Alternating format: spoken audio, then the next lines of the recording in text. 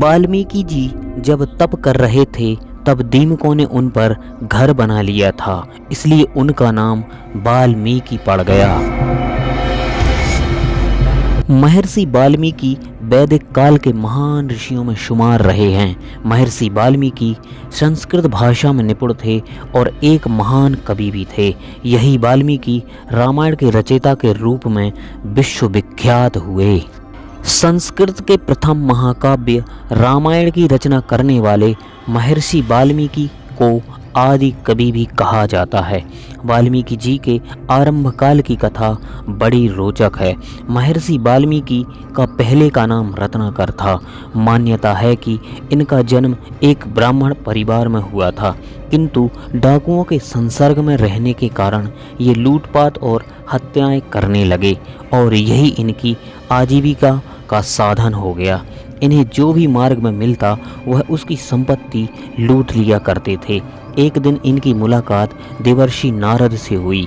इन्होंने नारद जी से कहा कि तुम्हारे पास जो कुछ है उसे निकाल कर रख दो, नहीं तो तुम्हें जीवन से हाथ धोना पड़ेगा। देवर्षि नारद ने कहा, मेरे पास इस वीणा और वस्त्र के अलावा कुछ और नहीं है। तुम लेना चाहो तो इसे ले सकते हो, लेकिन तुम यह क्रूर कर्म करके भयंकर पाप क्यों करते हो? देवर्षि की कोमल वाणी सुनकर वाल्मीकि का कठोर हृदय कुछ द्रवित हुआ। इन्होंने कहा, भगवान, मेरी आजीविका का यही साधन है और इससे ही मैं अपने परिवार का भरण पोषण करता हूँ।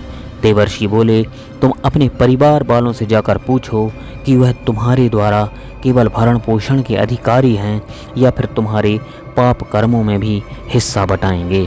तुम विश्वास करो कि तुम्हारे लौटने तक हम यहाँ से कहीं नहीं जाएंगे।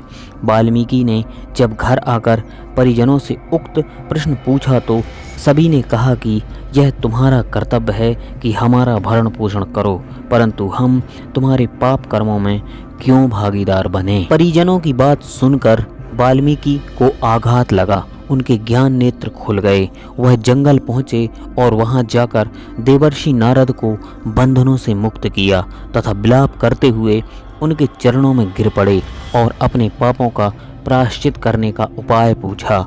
नारद जी ने उन्हें धैर्य बंधाते हुए राम नाम के जप की सलाह दी, लेकिन चूंकि वाल्मीकि ने भयंकर अपराध किए थे इसलिए वह राम नाम का उच्चारण करने में असमर्थ रहे।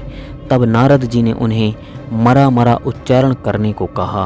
बार बार मरा मरा कहने से राम राम का उच्चारण स्वतः ही हो जाता है। नारद जी का आदेश पाकर वाल्मीकि नाम जप में लीन हो गए। हजारों वर्षों तक नाम जप की प्रबल निष्ठा ने उनके संपूर्ण पापों को धो दिया। उनके शरीर पर दीमकों ने बामी बना दी। दीमकों के घर को वाल्मीकि कहते हैं। उसमें रहने के कारण ही इनका नाम वाल्मीकि पड़ा। ये संसार में लौकिक छंदों के आदि कवि हुए। इन्होंने ही रामायण रूपी आदि काव्य की रचना की। वनवास के समय भगवान श्री राम ने इन्हें दर्शन देकर कृतार्थ किया। सीता जी ने अपने वनवास का अंतिम समय इनके आश्रम में बिताया। वहीं पर लव और कुश का जन्म हुआ।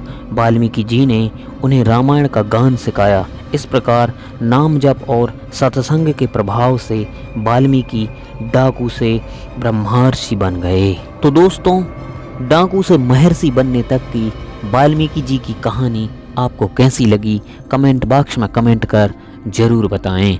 ऐसे ही अमेजिंग वीडियो देखने के लिए हमारे चैनल को सब्सक्राइब करें, लाइक करें और ज़्यादा से ज़्यादा शेयर करें।